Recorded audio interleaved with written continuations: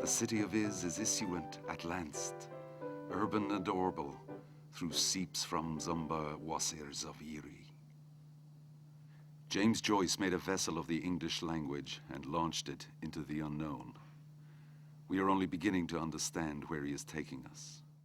Such a radical departure from everything that came before it.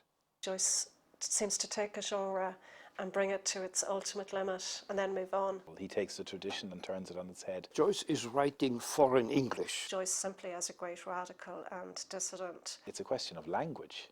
It's a question of this extraordinary capacity to never do the same thing twice. He is the most confessional writer that we have. He was very much his own person, and his views were very strongly held and weren't going to be affected by anybody else's. Joyce could never be part of any movement. Ireland was important because it belonged to him and not the other way around, much as Stephen says in Ulysses. There's been a major change in attitude to Joyce within Ireland. Why has it become this Bible that we kind of worship in a very strange way? I was young when I left Dublin and its universities, and I traveled through some of the great cities and universities of Europe before I found my way to the Niagara frontier, here to Buffalo, New York.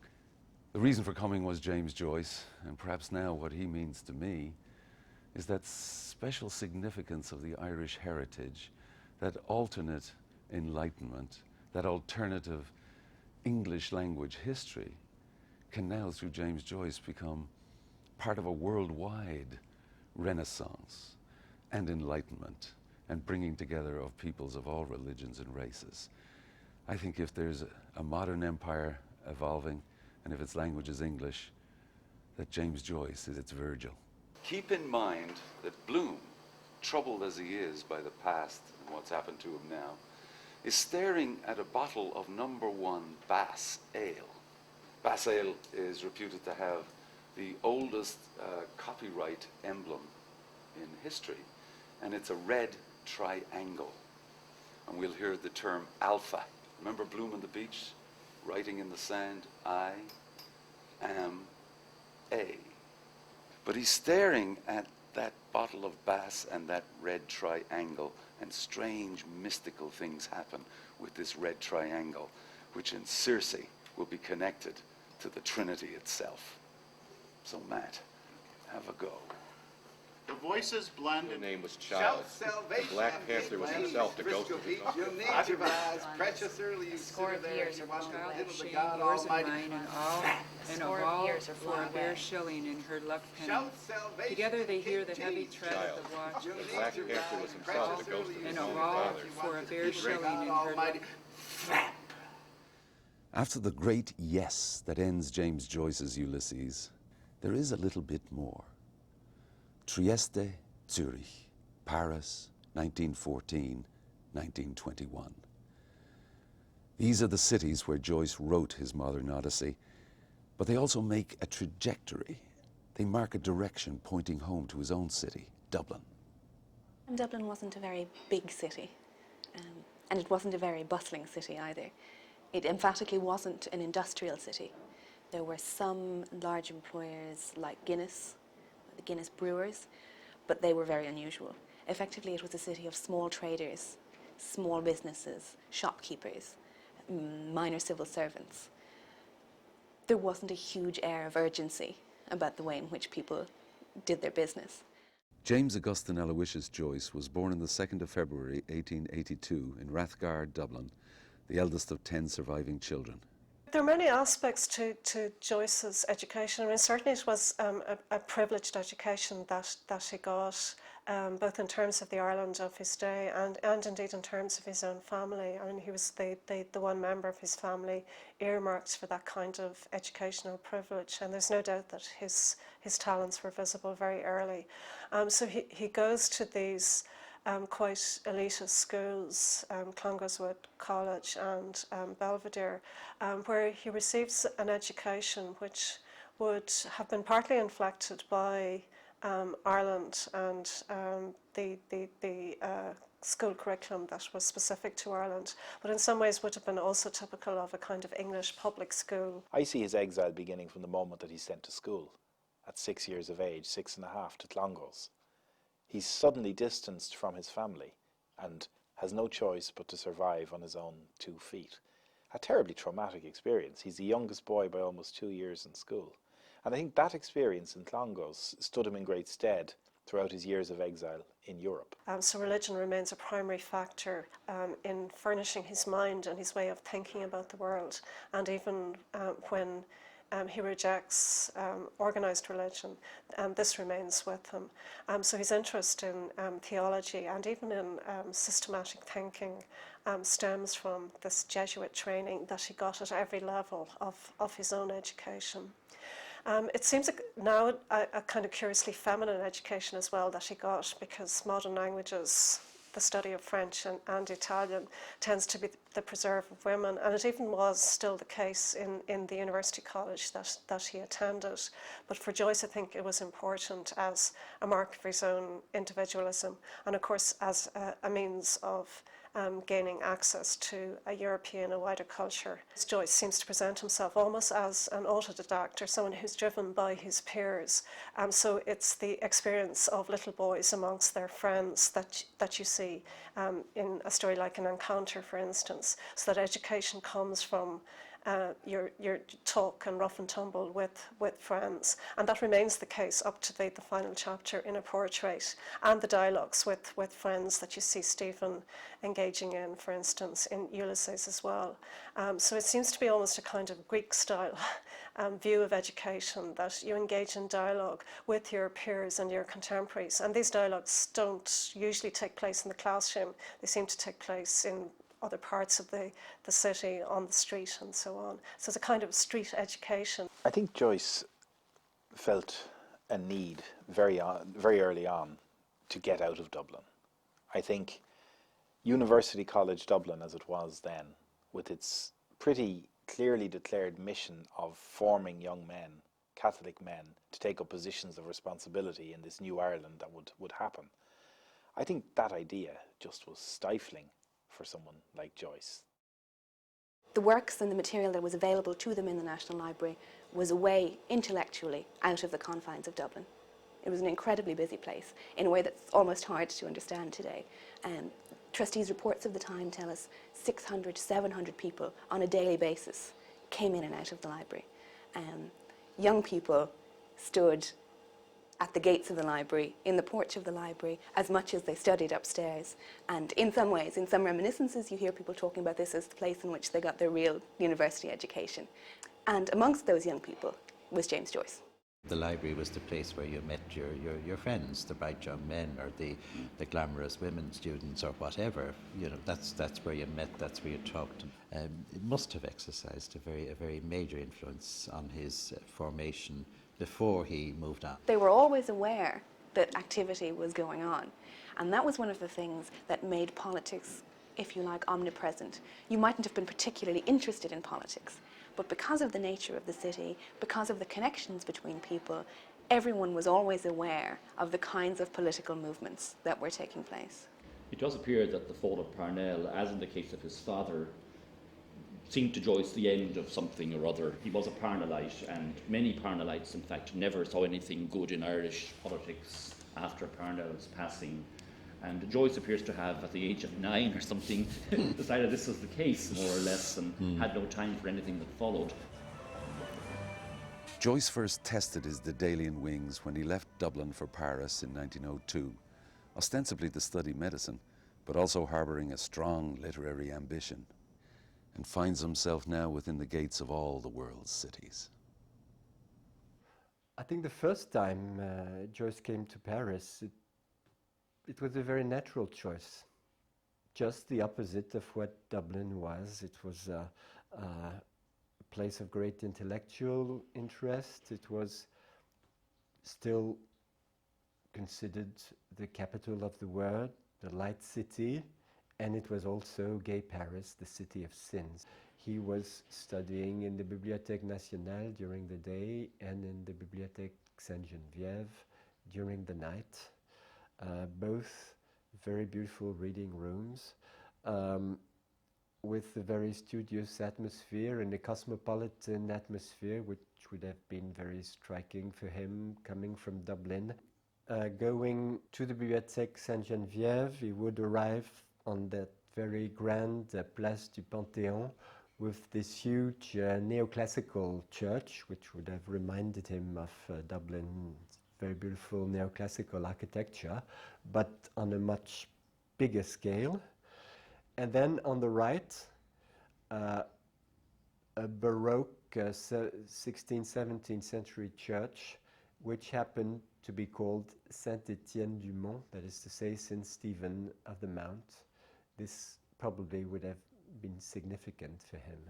Joyce's bohemian and Parisian idyll ended abruptly in April of 1903 with the arrival of a telegram from his father containing a famous typographical error, "Another dying, come home, father." It's certainly one of the great calamities in Joyce's lifetime, and it seems to sort of disrupt his onward progress, that dramatic telegram that comes to tell him that his mother is dying. Her deathbed wishes are ones that he cannot fulfill. So he cannot live up to the demands of a dying Catholic Irish mother. And he wants to see a devoted but also devotional son, a Catholic son returning home. He fails totally on that score, simply because this is an aspect of Irish life that he's rejected. He fails the system and fails his mother. And it's an ultimate kind of punctuation mark within his life and within his imagination. By the time 1904 came around, the Joyces effectively had delusions of grandeur. His father was a gentleman. He had been quite well off in the early portion of his life, and through a combination of bad luck, bad management, profligacy, so well described in the portrait of the artist, by the time Joyce was making up his mind to leave Ireland forever, the family had come to the point where they found it very difficult to put food on the table for all the children. But within that, it's quite clear that Joyce had the education of somebody much better off, that he had, therefore, the cultural capital, if you like, of somebody who had money. And indeed, he always behaved like someone who had money, even when he hadn't. It would have been strange in the way that most of the people he knew, his class, if you like, though class is a dodgy sort of word to use in the Irish context, but all his friends would have been much better off than he was, essentially because Joyce's family was so poor. They'd started off well and just all the money had gone. So Joyce was much more in touch with the reality of scraping together a living than they were.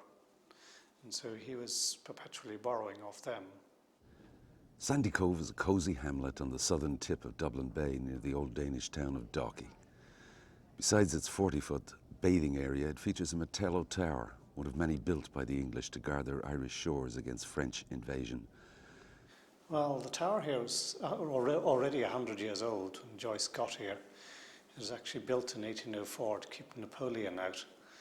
And I think they discovered after 100 years that Napoleon really wasn't going to arrive. They moved out and put it up for rent at £8 a year. Oliver Gogarty then arrived and decided that this is just the place for him. He'd already been thinking of moving into a round tower, but this was perfect. I mean, it was right beside the 40-foot, and he loved swimming. And just represented to him a place where he could set up a sort of alternative salon, if you like. All his wild friends would come out and have great weekends, doing a lot of drinking and poetry writing and other things. And he decided that the first person he'd invite out here was James Joyce. It was a couple of weeks after that Joyce started writing the Holy Office, and everybody got to know about it and exactly what Joyce thought of them. And Gogarty was one of the people mentioned in the poem. It describes him as a snob, which I think was true, so it hurt a bit. And certainly the idea that Joyce was putting forward in the poem, that all the other writers were constipated and he was going to write the things they couldn't get out of their own systems, didn't make Joyce too popular anywhere. James Joyce's novel Ulysses begins in this usurper's tower, from which one gazes north across the splendid bay to the Hill of Howth, where the novel will end in a woman's memories over 18 hours and 18 chapters later.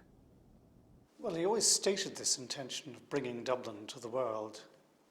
And I think he also made it quite clear that it was impossible to write about Dublin from the inside, that you had to, well, the shortest way to Tara is via Holyhead, was one of those apt quotations that you, if you wanted to get on in Ireland, you had to get out of it. And perhaps, for example, as he passes Harrison's restaurant and that wonderful description of the waft of mock turtle soup and the jam puffs roly-poly, it sort of creates probably what most people would remember about Harrison's who knew it at the time. And that, I think, was what he meant by giving a picture of Dublin so exact that you could rebuild it even if it was destroyed. That it wasn't bricks and mortar, it was atmosphere and character. For intellectual challenge, to widen his artistic horizons, he felt impelled, I think, to begin spreading his wings at an early age and going beyond what Irish literature had to offer him at that stage. And he was exceptional at the time because Joyce realized that the real life was happening in the backyards and was happening in this, the tenements in Dublin. And it's that kind of realistic view of life as what it really is and not what it should be. I think it was his instinct for survival and for self-creation which urged him to leave the country. In the summer of 1904, Joyce met a young Galway girl, Nora Barnacle, on Nassau Street in Dublin, where she was working as a maid in Finn's Hotel. On June 16th, they went out walking in Ringsend, and they walked into literary eternity. Bloomsday was born. Joyce's life, in a way, is one of arrivals and departures, of constant movement. And so when he leaves Dublin, it's a controversial move. He doesn't tell his family that he's leaving with Nora. She gets on the boat at the other end and is hidden from his family. And they leave Dublin port and they sail for Wales, and then they go to London, and they travel across to Zurich. And they spend a day or two in that city but don't get sorted out, don't find work as he would need. And Joyce is told that he would have to travel on even further and come to Trieste. When he arrived on the 20th of October 1904, he arrived at a railway station in a town which was the most important port of the Habsburgian Empire, you see. And just because he didn't know anything about Trieste, he didn't know even where to go, you see. And the only thing he knew is that perhaps he could have had a post at the Berlitz School, at the local Berlitz School. The first thing he noticed when he came here, I'm sure of that, is the multiculturalism of this town, because there were so many people speaking different languages, and he was involved in that. And this is why, perhaps, why listening to somebody speaking in English, that he wanted to join them, ask him some information, and that is why he was arrested. And he stayed in a prison, let's say so, for at least 6 or 7 hours until the British Council came and saved him, you see, reluctantly, because he was an Irish man, and he was a British subject, of course, but he was an Irish. I think would have been happy to stay here, but found himself being sent even further down the coast into Pola, where he stayed for 5 months teaching in the Berlitz School there. Pula has a very rich and proud history. The city was ruled by the Romans and successively by the Byzantines, the Venetians, and briefly by the French under Napoleon until it became part of the Austrian Empire. What attracted me to his life there when I started to be interested in Joyce and Pula was this amazing energy and ability to produce, read, and think about so many things in such a short period. It was in Pula that Joyce really was able to settle down, to become this quite peaceful life, I would say, although not always comfortable. He tried to make the best what Pula could offer at the time, and he read quite a lot of things. Along with this reading of popular fiction, a very, very intense pondering upon aesthetic philosophy was going on, and of course his epiphanies, which he incorporated in Stephen Hero. In Pola he was translating Mildred Lawson from Celibates, George Moore's Celibates, He was learning German, he was learning Italian, he was writing short stories, he was working on Stephen Hero. And then the rest of his time, I think, was devoted to the question of Nora. Like any young couple just beginning to live together or whatever, that period was characterized by mutual exploration, sexual exploration, and the first differences and contrasts, and probably Joyce's dawning realization that this woman was maybe a bit more difficult than he had imagined, and that he had decided to go into exile with someone without really knowing her all that well. Nora seems to have given full support to his career as a writer, and in every city in which they found themselves, they seem to have had a gift for finding precisely those people who would help them to further Joyce's career. Joyce was teaching lots of hours. He was struggling to learn a new method in the Berlitz school that he was not familiar with. He didn't speak Italian. In fact, his initial reaction was, "I hate this damn Catholic country with its 1,000 languages." One day he had a day off school and they decided to have a trip, as you did in Pola in those years, out to the island of Brioni, which is a magnificent island in the Adriatic. They went out by boat. They had a ramble around. Joyce never was one for admiring landscape. All you have to do is read his novels. So Joyce, when he went to Brioni, was probably slightly bored, I would imagine. But he did mention that the pecorino cheese was pretty good, and doubtlessly, knowing him, he washed it down with some good, probably white wine. You never really find a beautiful description of a sunset or a set of hills or of the sea. He's far more taken by the urban, by the centre of town, by how a tram works, by the sound of a barrel of beer falling off a lorry and being loaded into a basement. Joyce applied successfully for a teaching position at the Berlitz School in Trieste, and he and Nora moved there in 1905. Trieste would be their home for over a decade. He arrived here almost by accident, left and chose to come back to Trieste. And he found a city which I think in many ways reminded him a little bit of Dublin. There were lots of parallels. The first parallel that comes to mind is a geographical one. As you come in by train and you notice the sea and the way the city nestles around that bay is in a way suggestive of Dublin, this city on the sea surrounded by hills. And in the city of the sea, he thinks about Odysseus and he thinks about the Odyssey. So it was here that he began to put down roots and to live out the consequences of the decision that he had made to go into exile. A decision which I think was a necessary one for him. He needed to free himself of the nets, as he famously said, of motherland, mother church, of Irish nationalism. And I think it's the only place where Joyce lived outside Dublin where he really felt at home. This was the only place which he could call home. In fact, he referred to the city of Trieste as my second country, according to his friend Alessandro Francini Bruni, la mia seconda patria. And suddenly he finds himself no longer on an island, a kind of a one cultural island, but in the middle of Middle Europe, on the sea, within striking distance of 7 or 8 major cities, from Vienna to Zagreb, to Ljubljana, to Milano, to Munich, all of which can be reached within 5 or 6 hours. There's a great sense of liberation in that.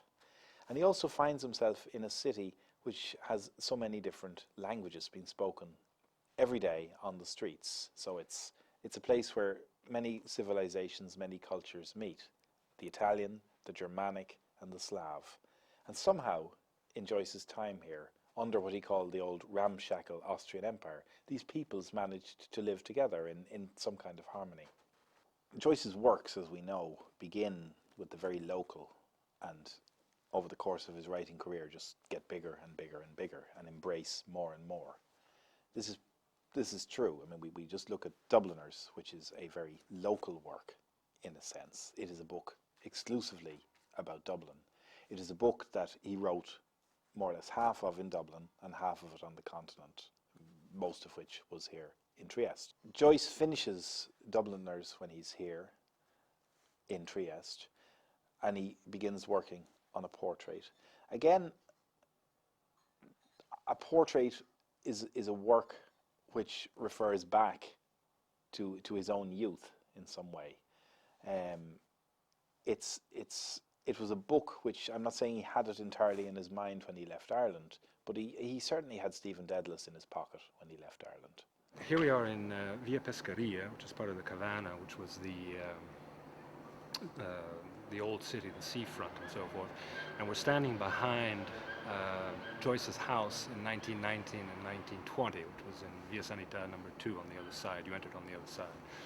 But the interesting thing about this house is that, and here he wrote Nausicaa, he wrote Oxen of the Sun, and he wrote Circe, or began writing Circe, is that it was right on the edge of the red light district in the Cavana. At any given moment, he could have looked directly into this house of prostitution. Joyce was very struck by this juxtaposition of Judaism and prostitution, corruption. I think this probably has important ramifications, very complicated, but important ramifications in Circe, which is, to my way of thinking, certainly the most Triestine chapter in Joyce. And Joyce becomes fascinated here in his time in Trieste with the Jewish culture. So I think Trieste essentially gave Joyce Bloom. I don't think Bloom would have happened as he did had Joyce not lived in this city. Leopold Bloom has a background which owes a lot to the kind of things and the kind of people Joyce was meeting here in Trieste. He is a Dubliner, of course, but he has a Jewish background. He has a Hungarian background. His ancestry is Middle Europe. When Joyce left Trieste, he went unwillingly, under threat of war, as an enemy subject in what was now an enemy land. He was very lucky to get out of Trieste. He only got out because he had influential friends in high places, 2 Greeks who got him a pass to go to Zurich. And he gathered some of his belongings and his family, and they more or less fled the city. But they left everything in Trieste. They left their apartment intact, and they clearly thought that they would return. And he arrives in Zurich, and I think he finds in Zurich some of the kind of life and movement and cosmopolitan atmosphere that he had left behind him in Trieste. And he also finds the water. So there's this kind of unification of waters, which Joyce would have loved, and which Joyce, of course, uses again in Finnegan's Wake, where all the waters and all the rivers and all the seas in some way merge. When Joyce arrived in wartime Zurich in 1915, what would have been a reasonably provincial city had an international flair, for the simple reason that many artists who didn't want to do service in the war came to Zurich and would probably be concentrated in the central cafes. Neutral Switzerland was a better place than Trieste, which was between Austria and Italy. And it turned out that he stayed for 4 years, not really intending to, and he again moved from place to place. That's very typical that Joyce kept moving. And then Joyce, who didn't like the climate here, he didn't like the föhn wind, which is a bit nervous and makes you uneasy, headachy.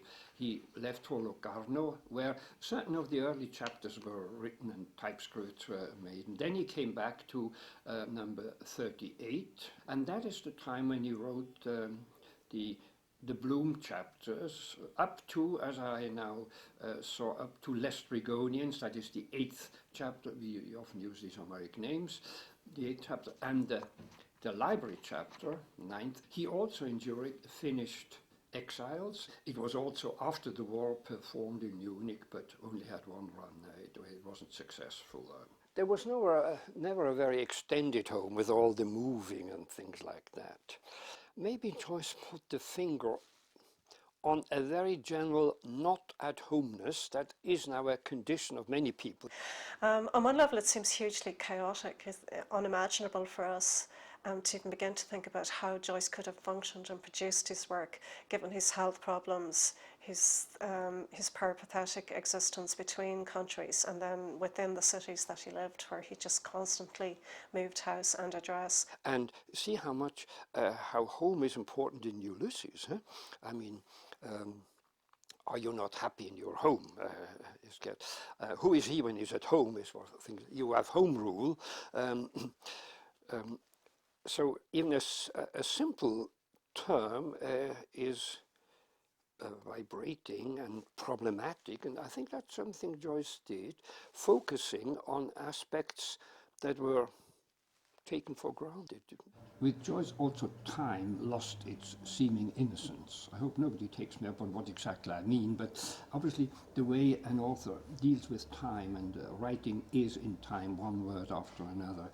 He did all kinds of different things. You have one day, it's present, and yet the whole past is rolled up. You can look into the future. And interesting enough, Ulysses ends with the words, and I said, yes, I will, yes. So it looks into the future, I will. It's also the promise of marriage, I will.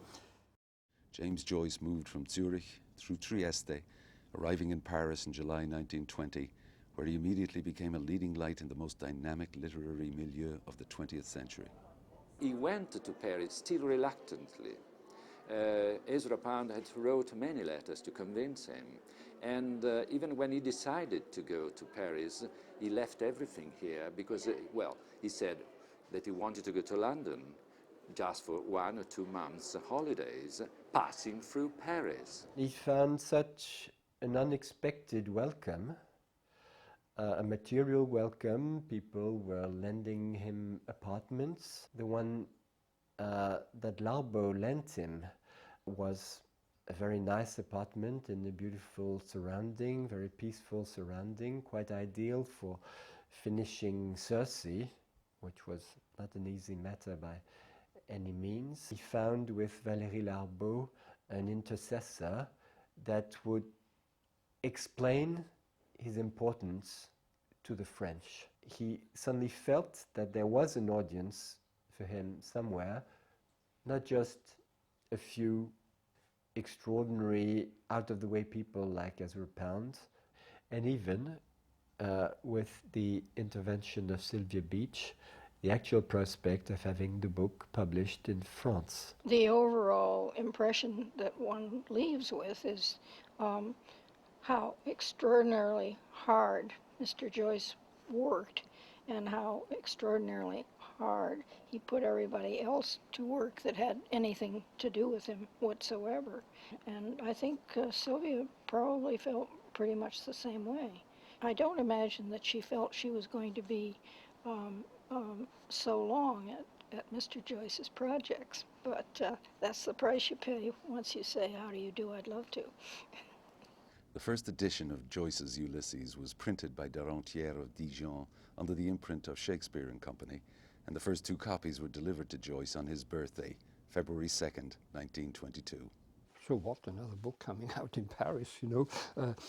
It was an expensive one, it had to be subscribed for, and it caused a great stir. What James Joyce himself called his uselessly unreadable Blue Book of Eccles had finally appeared, and the astonishment that George Slocum expressed that the edition was shared by many who'd had a glimpse of it. Here it is at last, he wrote, as large as a telephone directory or a family Bible, and with many of the literary and social characteristics of each. Ireland received Joyce the way the rest of the world did, with amazement and astonishment at the work that had been produced. It was heard about much more than it was ever read, of course, since most people couldn't get their hands on it. There was shock, scandal, the whole sexual content, of course, was a very big issue. Very gradually, some pride in the achievement began to filter through, some awareness that Dublin was now on the literary map. Joyce takes a great epic tale, which is the Odyssey, and makes it a domestic struggle, a domestic scene in Dublin. But he manages to load into that small domestic humdrum situation so much material that it's almost endless and endlessly surprising. What makes this novel Ulysses so extraordinary? That depends on who's reading it, of course. Everyone has a way in to Ulysses. I'm happy to say that I abandoned Ulysses several times before I managed to read it. And I think there's no harm in saying that, because Ulysses, although it is a great novel, is not an easy read. To begin with, you have an unimportant person in a far-out city doing nothing of importance, and you write a whole novel about that. And not only that, but you structure it like the most important epic of Greek and literature and of Western literature. And you name the book Ulysses, and you claim that there is some kind of a link between all of these heroic deeds of the Greeks, and then something that happens to a little Jew at the beginning of the 20th century in Dublin. So Joyce seems to be crucial as a figure for people coming from all kinds of different backgrounds and countries, from the Ukraine to China to India to the United States to South America, as a kind of window onto their own culture. It's a novel that says different things to different people in different situations, but continues to talk to us, continues to be relevant. It continues to be relevant particularly in Europe, because it's a novel which for me embraces all of Europe, that connects in some way its westernmost country and port, Dublin, Galway, with one of its easternmost ports, Trieste, and encompasses everything in between. It is a truly European novel, while it's an exquisitely Irish novel as well. So it does a whole lot of things at the same time. The consternation, censorship, awe and infamy that attended the publishing of Ulysses in 1922 was shortly followed by deepening disquiet among Joyce's sympathizers when the first fragments of his work in progress began to appear in literary journals in 1924. Everyone is a foreigner, everyone's an outsider when you come to the wake. So in some ways it places us all democratically in the same position, but you also feel that you've got no foothold at all, that you need more aids and props in some way to get to know the wake, and you can never get to the bottom of it. If Joyce's other works are in some ways endless, then I think the challenge of the wake is doubtless just totally endless. Everywhere from Spain to Scandinavia, people dismissed it as being this cul-de-sac, this dead end for literature, this kind of trying to push experiment to such a degree that it became unreadable, ludicrous, and basically not viable literature anymore.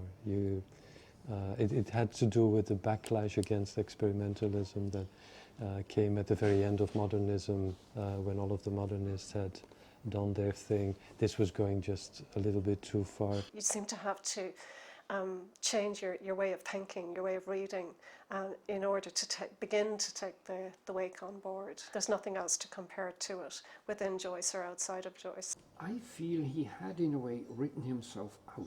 He had exhausted himself. It might have taken a long break, recuperation or something, to start something new. So in some odd way, but this is a silly way to put it, he could wind up his life, you know, there was no intention or something like that. It's very hard to think how you can go beyond Finnegan's Wake. He was a transgressor all the time. I mean, what's the next step? So it can almost only be nothing. Then he died very soon, quite unexpected, of that ulcer, and it doesn't even seem like a very difficult operation. We don't quite know how, and that was it. James Joyce died in the early winter of 1941 in Zurich, Switzerland. Securus judicat orbis terrarum, which basically means history will judge what is important. It seems almost now as though we need Joyce even to talk about, say, the 20th century. I mean, you can hardly imagine somebody doing a cultural overview, no matter how short, without having Joyce in it. At the same time, it's interesting to mark that by the skin of our teeth, we might not have had Joyce. If it hadn't been for the good offices of Ezra Pound, Harriet Weaver, Ulysses might be a bunch of typescripts or drafts in some attic, maybe in Zurich or maybe in Paris, and somebody might discover it and it wouldn't have happened. I mean, it's, unless you believe in a kind of world spirit that makes it happen. The manuscripts of great literary works are always fascinating and valuable in themselves. But this is particularly the case with the manuscripts of James Joyce. People might say, well, what's the point of all this biographical information about Joyce? Well, it's extremely important because practically no writer, more than Joyce, makes use of his own life, of his own family, of his own circle in his writing. I mean, there's almost nothing happens in his life that in some way isn't reflected in what he's writing on the page. Dublin is really at the heart of all of his writing, and for an understanding of that context, there's a vast amount of material in the National Library, whether it's photographs or prints, drawings. The textual study that's been done of the newly discovered manuscripts is certainly going to revolutionise our understanding of Joyce and also revolutionise our understanding of how great texts are created, how they come together. The work that people have done on the notebooks are beginning to give us an insight into all kinds of things, how Joyce operated as a writer, but they're also giving us an insight into the creative process. It is an extraordinary record of a man's mind, a very particular man's mind. Although the whole process is very mechanical, this process of noting most of the time individual separate words, lists of words, sometimes short sentences, and then striking them out with color crayons as he incorporated them in the drafts of Finnegan's Wake. We have this impression of a writing machine, of a strange writing process, which very few other writers ever do anything comparable to that, at least on that scale. What I like about the notebooks is that you have tangible evidence of what you might think is happening in the text.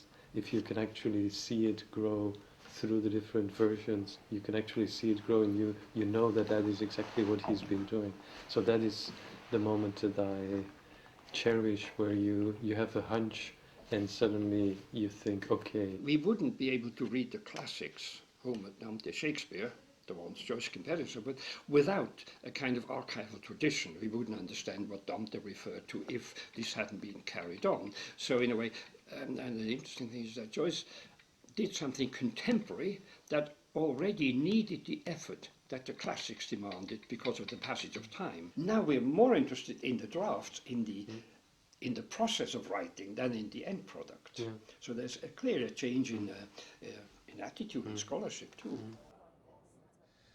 The first Joyce collection arrived at the University at Buffalo in the autumn of 1950, purchased from the Exposition of Joyce material at the La Une bookshop in Paris through the gift of the Wixer family of Buffalo. The material purchased from La Une included manuscript drafts of Ulysses, the earliest full draft of Proteus, dating from 1917, the famous Homeric schemas, and the Finnegan's Wake notebooks.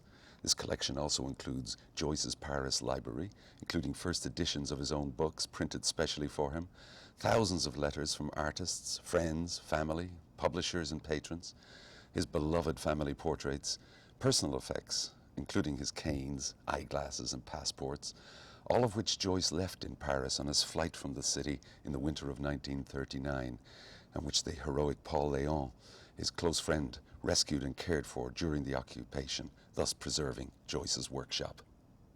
Quand les Allemands sont arrivés à Paris, lui était encore à Paris et l'appartement de Joyce était rue des Vignes, dans le 16e arrondissement. C'était là que se trouvaient tous ces trésors. Donc le problème, premièrement, c'était d'abord d'empêcher que ce soit pris par les Allemands ou pris par le propriétaire qui n'était pas payé comme d'habitude, il ne payait pas ses loyers. Alors, le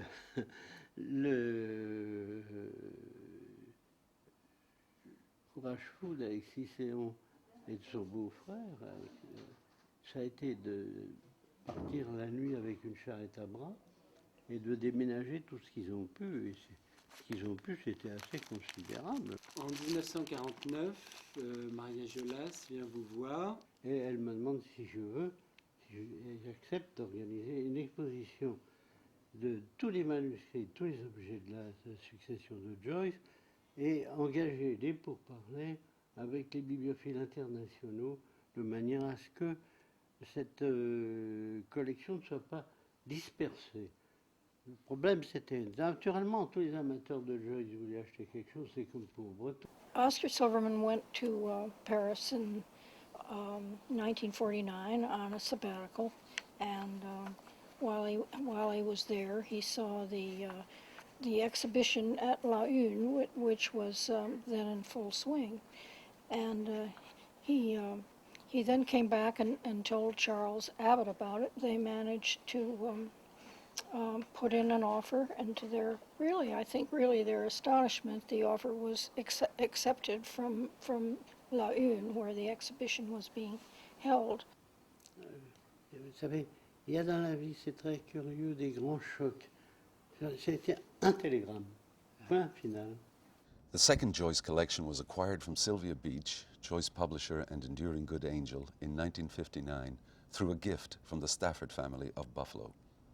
This second collection was Beach's own Joyce archive and included manuscripts, gifts of his work Joyce had given her, including his essay A Portrait of the Artist, and a tremendous amount of correspondence concerning Joyce's affairs in Paris. This acquisition included more early drafts of Ulysses and thousands of pages of typescript and galley proofs. Oscar was an extremely close friend of my parents. Oscar came to them when he discovered that Sylvia Beach wanted to sell the material that she had on Joyce. And because of the collection that UB already had from the Wixers, he really wanted this collection. Mother said, "We can do that for you." And he said, "Well, there's one hitch. You have to go and negotiate it." So the three of them flew over and met with Sylvia Beach, and they then began to negotiate for these papers. It was a hands-on acquisition. Why Sylvia Beach consented to sell it to Buffalo, I'm quite sure I'm right in saying the momentum of the existing materials here, the momentum of the worksheets of any number of people from Auden to Isherwood to William Carlos Williams to, by that time, Dylan Thomas, any number of people, was a convincing factor for Sylvia Beach. I think potentially having this material all together will be a magnet for Joyce scholars. We can probably, without possibility of being refuted, suggest that James Joyce and his worksheets and materials here will not go out of fashion. Together, these two Joyce collections provide an unprecedented resource. They are the materials and tools of the writer's workshop that enable scholars to unfold vividly the labor, growth, and change of Joyce's works. With an author such as Joyce, I think the probability of things being dispersed and dispersed widely so that it's not accessible in one place to a scholar is very great. And the fact that they are gathered together offers a singular advantage and should draw people to the University of Buffalo. Not only do we have the greatest collection, but there's a group of people who study literally 2 or 3 lines of Joyce's Finnegan's Wake every month. If I'm asked what would I like to see done with this wonderful collection in 5 years, 10 years, 20 years, use it. Encourage the scholarship that will give joy to a greater and greater number of people. There's probably a lot here that is yet to be discovered. Exactly. People are often surprised to learn that Buffalo is interested in Irish classical literature, and that James Joyce's material would be here in the archives at the State University of New York.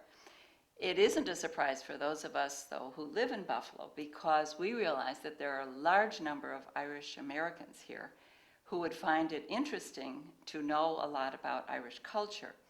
And Irish culture has always been an important part of Buffalo, New York, because the Irish have come here in great numbers for about a century and a half. Actors Vincent O'Neill and Josephine Hogan arrived in Buffalo over 10 years ago, and with generous local support founded the Irish Classical Theatre Company. Well, actually one of the first productions we did in this new theatre was Night Maze, and it's quite a challenge to take Finnegan's Wake and adapt it for the stage, and it's another challenge to expect an audience to come in and to enjoy it, and to the extent they enjoyed it here in Buffalo, it was quite extraordinary. They understood the poetry, they loved the humour, and above all they loved the magic, of course, of Joyce's language. Historically, Buffalo always sought greatness. In our parks, and you can find it in our institutions, in our museums, our symphony halls, and very especially with the James Joyce collection at the State University of New York. There is a garden fair set in an eastern sea. There is a maid keeping... He casts a long shadow and continues to do so. His parallel, if we can find in the past, would be with maybe the Irish monks like Columbanus, who set out to Europe and bring Irish learning to Europe and reinvent themselves in Europe and become European, fully European, and leave great traces of Irish culture. He seems to be a kind of evolutionary figure, as well as this great cultural icon that we look up to and revere. But I don't think you ever look back to Joyce. You carry him forward with you into some kind of future. At the end of the journey of the book Ulysses, the communion of sonless father and motherless son is consummated late at night in Bloom's house in Eccles Street. They talk, they part ways, and with envy, jealousy, abnegation, equanimity, he joins his wife Molly in bed, his head at the opposite end to hers, kisses her rump, narrates a kind of history of the day, and falls asleep. He has traveled.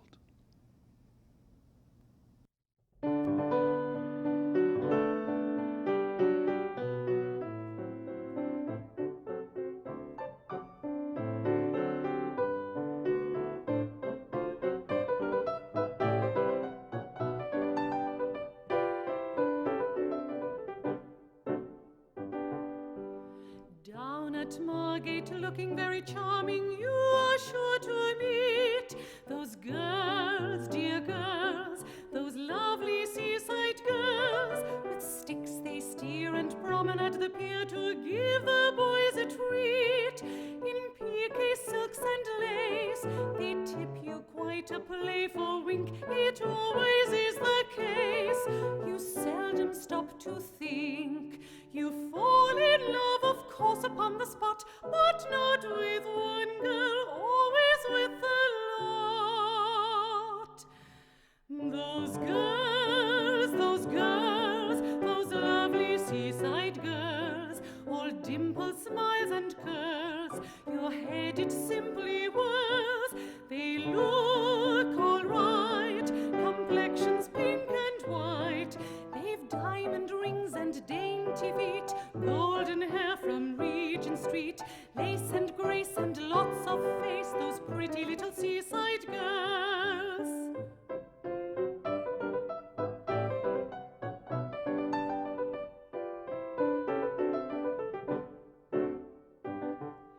There's Maud and Clara, Gwendolen and Sarah, where do they come from? Those girls, dear girls, those lovely seaside girls. In bloom as smart, they captivate the heart when cycling down the prom. At wheels and heels and hose, you must not look, 'tis understood, but every Johnny knows it does your eyesight good. The boys observe the latest thing in socks. They learn the time by looking at the clocks. Those girls, those lovely seaside girls, all dimples, smiles, and curls. Your head it simply whirls. They look all right, complexions pink and white. They've diamond rings and dainty feet, golden hair from Regent Street, lace and grace and lots of face, those pretty little seaside girls.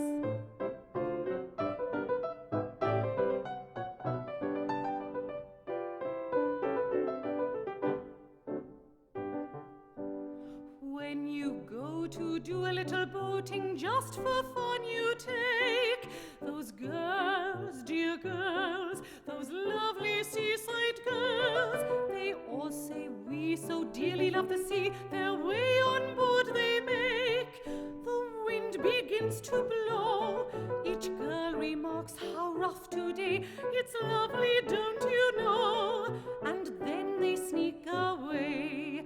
And as the yacht keeps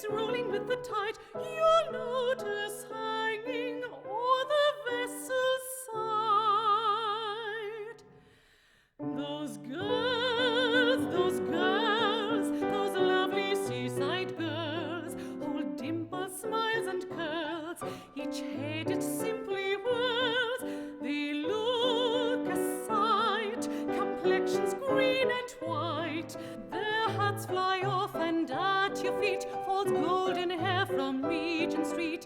Rouge and puff slip down the cuffs of pretty little seaside girls.